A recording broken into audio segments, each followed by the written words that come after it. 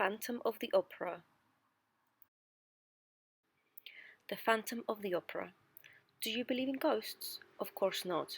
We like to talk about ghosts and to tell stories about them, but we don't really believe in them, do we? In the Paris Opera House in 1880, strange things are happening. One of the dancers sees a shadow in a dark passage. It comes through a wall in front of her, and its face has no eyes. One of the stage workers sees a man in a black evening coat, but he has the head of a dead man with a yellow face and no nose. People hear a voice in another room, but the room is empty. It is the Phantom of the Opera. The Opera House in Paris is a very famous and beautiful building. It is the biggest opera house in the world. Work on the building began in 1861, finished in 1875, and cost 47 million francs. It has 17 floors, 10 above the ground and 7 under the ground. Behind and under the stage, there are stairs and passages and many rooms. Dressing rooms for the singers and the dancers, rooms for the stage workers, the opera dresses and shoes. There are more than 2,500 doors in the building. You can walk for hours and never see daylight under the Paris Opera House. And the opera house has a ghost, a phantom, a man in black clothes. He's a body without a head or a head without a body. He has a yellow face, he has no nose, he has black holes for eyes. This is the true story of the Phantom of the Opera. It begins one day in 1880 in the dancers' dressing room. Chapter 1. The Dancers. Quick, close the door, it's him. Annie Sorelli ran into the dressing room, her face white. One of the girls ran and closed the door, and then they all turned to Annie Sorelli. Who? Where? What's the matter? They cried. It's the ghost, Annie said. In the passage, I saw him. He came through the wall in front of me, and I saw his face. Most of the girls were afraid, but one of them, a tall girl with black hair, laughed. Pooh, she said. Everybody says they see the opera ghost, but there isn't really a ghost. You saw a shadow on the wall. But she did not open the door or look into the passage. Lots of people see him, a second girl said. Joseph Bouquet saw him 2 days ago. Don't you remember? Then all the girls began to talk at once. Joseph says the ghost is tall and he wears a black evening coat. He has the head of a dead man, with a yellow face and no nose, and no eyes, only black holes. Then little Meg Giry spoke for the first time. Don't talk about him, he doesn't like it, my mother told me. Your mother? The girl with black hair said. What does your mother know about the ghost? She says that Joseph Bouquet is a fool. The ghost doesn't like people talking about him, and one day Joseph Bouquet is going to be sorry. Very sorry. But what does your mother know? Tell us, all the girls cried. Oh dear, said Meg, but please don't say a word to anyone. You know my mother is the doorkeeper for some of the boxes in the opera house. Well, box 5 is the ghost's box. He watches the operas from that box, and sometimes he leaves flowers for my mother. The ghost has a box, and leaves flowers in it. Oh, Meg, your mother's telling you stories. How can the ghost have a box? It's true, I tell you, Meg said. Nobody buys tickets for box 5, but the ghost always comes to it on opera nights. So somebody does come there? Why, no, the ghost comes, but there is nobody there. The dancers looked at Meg. But how does your mother know? One of them asked. There's no man in a black evening coat with a yellow face. That's all wrong. My mother never sees the ghost in box 5, but she hears him. He talks to her, but there's nobody there, and he doesn't like people talking about him. But that evening the dancers could not stop talking about the opera ghost. They talked before the opera, all through the opera, and after the opera, but they talked very quietly, and they looked behind them before they spoke. When the opera finished, the girls went back to the dressing room. Suddenly they heard somebody in the passage, and Madame Giry, Meg's mother, ran into the room. She was a fair motherly woman, with a red happy face, but tonight her face was white. Oh, girls, she cried, Joseph Bouquet is dead. You know he works a long way down, on the 4th floor under the stage. The other stage workers found his dead body there an hour ago, with a rope around his neck. It's the ghost, cried Meg Giry. The ghost killed him. Chapter 2.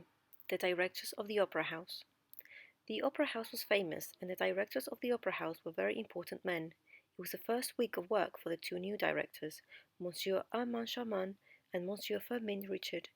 In the director's office the next day, the 2 men talked about Joseph Bouquet. It was an accident, Monsieur Armand said angrily, or Bouquet killed himself. An accident? Killed himself? Monsieur Firmin said. Which story do you want, my friend, or do you want the story of the ghost? Don't talk to me about ghosts, Monsieur Armand said. We have 1,500 people working for us in this opera house, and everybody is talking about the ghost. They're all mad. Don't want to hear about the ghost, okay? Monsieur Firmin looked at the letter on the table next to him. And what are we going to do about this letter, Armand? Do? Cried Monsieur Armand. Why, do nothing, of course. What can we do? The two men read the letter again. It wasn't very long. To the new directors, because you're new in the opera house, I am writing to tell you some important things. Never sell tickets for box 5. That is my box for every opera night. Madame Giry, the doorkeeper, knows all about it. Also, I need money for my work in the opera house. I am not expensive, and I am happy to take only 20,000 francs a month. That is all. But please remember, I can be a good friend, but a bad enemy. OG. Don't sell tickets for box 5? 20,000 francs a month? Monsieur Armand was very angry again. That's the best box in the opera house, and we need the money, Firmin. And who is this OG, eh? Tell me that. Opera ghost, of course, Monsieur Firmin said. But you're right, Armand. We can do nothing about this letter. It's a joke, a bad joke. Somebody thinks we're fools because we're new here. There are no ghosts in the opera house. The two men talked about the opera for that night. It was Faust, and usually La Carlota sang Margarita. La Carlota was Spanish and the best singer in Paris, but today La Carlota was ill. Everybody in Paris is going to be at the opera tonight, said Monsieur Armand, and our best singer is ill, suddenly. She writes a letter to us just this morning. She is ill. She cannot sing tonight. Don't get angry again, Armand, Monsieur Firmin said, quickly. We have Christine Day, the young singer from Norway. She can sing Margarita tonight. She has a good voice. But she's so young and nobody knows her. Nobody wants to listen to a new singer. Wait and see. Perhaps Day can sing better than La Carlotta. Who knows? Chapter 3. Christine Day. Monsieur Firmin was right. All Paris talked about the new Margarita in Faust, the girl with the beautiful voice, the girl with the voice of an angel. People loved her. They laughed and cried and called for more. Day was wonderful, the best singer in the world. Behind the stage, Meg Giry looked at Annie Sorelli. Christine Day never sang like that before, she said to Annie. Why was she so good tonight? Perhaps she's got a new music teacher, Annie said. The noise in the opera house went on for a long time. In box 14, Philippe, the Comte de Chagny, turned to his younger brother and smiled. Well, Raoul, what do you think of Day tonight? Raoul, the Vicomte de Chagny, was 21 years old. He had blue eyes and black hair, and a wonderful smile.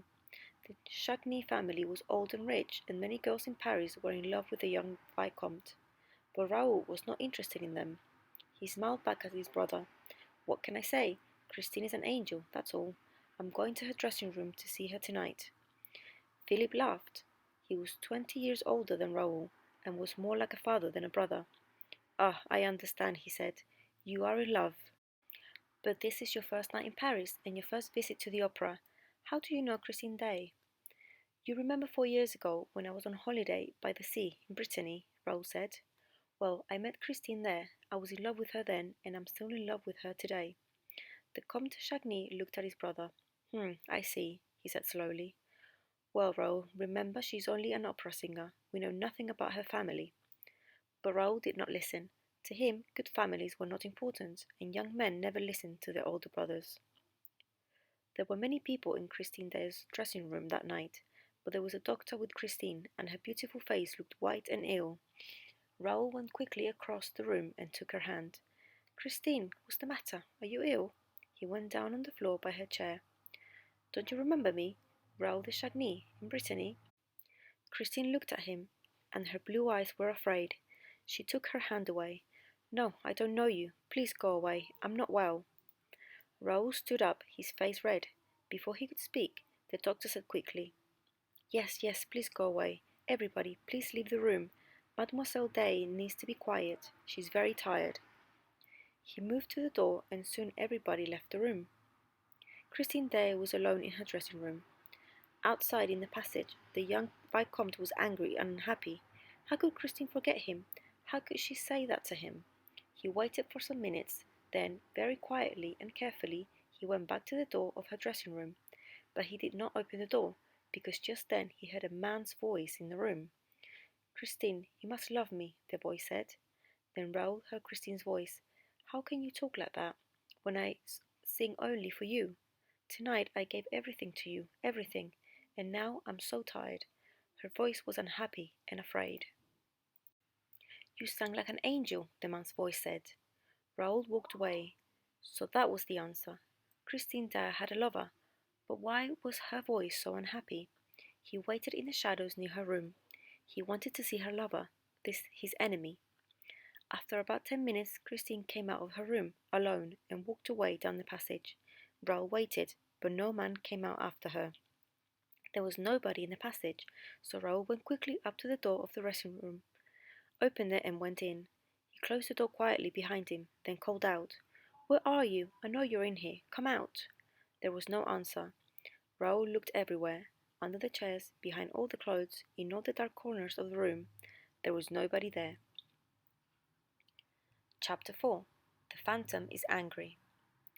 That was Tuesday night. On Wednesday morning, Monsieur Armand and Monsieur Firmin were happy men. Paris liked the new Margarita. Everything in life was good. The next opera night was Friday. It was Faust again, but this time with La Carlotta singing Margarita. By Wednesday afternoon, they were not so happy. A second letter arrived for them, from OG. "Why don't you listen to me? I am getting angry. Leave box 5 free for me. And where are my 20,000 francs? On Friday, Daae must sing Margarita again. She is now the best singer in Paris. La Carlotta cannot sing. She has a very ugly voice, like a toad. Remember, I am a bad enemy. OG." "So, Firmin, is this still a joke?" Monsieur Armand shouted. "What are we going to do now, eh? Is OG the director here, or are we?" "Don't shout, Armand," said Monsieur Firmin tiredly. "I don't know the answers. Let's talk to Madame Giry, the doorkeeper of box 5. Perhaps she can help us." But Madame Giry was not helpful. Madame Giry was not afraid of ghosts, and she was not afraid of directors of opera houses. "People say that you're a friend of the opera ghost, Madame Giry," Monsieur Armand began. "Tell us about him. Some people say he has no head." "And some people say he has no body," said Monsieur Firmin. "What do you say, Madame Giry?" Madame Giry looked at the two men and laughed. "I say that the directors of the opera house are fools." "What?" Monsieur Armand shouted. He stood up, and his face was red and angry. "Listen to me, woman." "Oh, sit down, Armand, and listen," said Monsieur Firmin. "Why do you say that, Madame Giry?" "Because, monsieur, the opera ghost is angry with you. When the ghost wants something, he must have it. He is clever and dangerous, this ghost. The old directors before you, they knew that. Oh, yes. At first they tried to stop him. Then there were many accidents in the opera house, many strange accidents. And when these accidents began? When the ghost was angry. So, the old directors learned very quickly. The ghost wants box 5, he can have it every night. The ghost wants money, let's give the money to him at once. Oh yes, the old directors understood very well. But we are the directors, not the opera ghost, Monsieur Armand shouted. He turned to Monsieur Firmin. "This woman is mad. Why do we listen to her? On Friday night, La Carlotta is going to sing Margarita, and you and I, Firmin, are going to watch the opera from box 5. Well, we can try that, Armand, but we don't want any accidents." Madame Giry came nearer to the two men. "Listen to me," she said quietly. "Remember Joseph Bouquet? I tell you, the opera ghost is a good friend, but a bad enemy." The two men stared at her. "Those words," Monsieur Firmin said slowly. "Why did you say those words, Madame Giry?" "Because the ghost says to them, to me. I never see him, but I often hear him. He has a very nice voice, and he doesn't shout at people." Chapter 5. A Letter for Raoul. That Wednesday, a letter also arrived for the young Vicomte de Chagny. He opened the letter, saw the name at the bottom, and smiled for the first time that day. "Dear Raoul, of course I remember you. How could I forget you? Meet me on Thursday at 3 o'clock in the Tuileries Gardens. Don't be angry with me, Raoul, please. Christine Dyer. Raoul put the letter carefully into his pocket. Angry? How could he be angry with an angel? On Thursday he was in the Tuileries Gardens by 2 o'clock. At 3:10 he began to feel unhappy. At 3:30 he wanted to die, or to kill somebody. And then she came. She ran through the gardens to him, and in a second she was in his arms. "Oh, Christine," he said again and again. "Oh, Christine." They walked through the gardens together and talked for a long time. They remembered their happy weeks in Brittany 4 years ago. "But why did you go away, Christine?" Raoul asked. "Why didn't you write to me?" For a minute or two Christine said nothing. Then she said slowly, "We were so young, you and I. I was just a poor singer from Norway, and you were the Vicomte of Chagny. I knew I could never be your wife. But I love you, Christine." "No, shh. Listen to me, Raoul, please. I went home to Norway, and a year later my father died. I was very unhappy, but I came back to France, to Paris. I worked and worked on my singing, because I wanted to be an opera singer. Not just any good singer, but the best opera singer in Paris. And now you are," Raoul said. He smiled. "All Paris is at your feet." Christine turned her face away and said nothing. "Christine," Raoul said quietly, "I want to ask you a question. Who was the man in your dressing room on Tuesday night? Tell me, please." Christine stopped and stared at him. Her face went white. "What man?" she whispered. "There was no man in my dressing room on Tuesday night." Raoul put his hand on her arm. "I heard him," he said. "I listened outside the door and heard a man's voice. Who was he?" "Don't ask me, Raoul. There was a man's voice, yes, but there was no man in my room. It's true. Oh, Raoul, I'm so afraid. Sometimes I want to die." "Who is he? Tell me, Christine, please. I'm your friend. I can help you. Tell me his name." "I cannot tell you his name. It's a secret," whispered Christine. "I never see him. I only hear his voice. But he's everywhere. He sees everything, hears everything. That's why I didn't speak to you on Tuesday night. He's my music teacher, Raoul. He's a wonderful singer. I sang so well on Tuesday night because of him. I am famous because of him. He is my angel of music, and he says he loves me. How can I leave him?"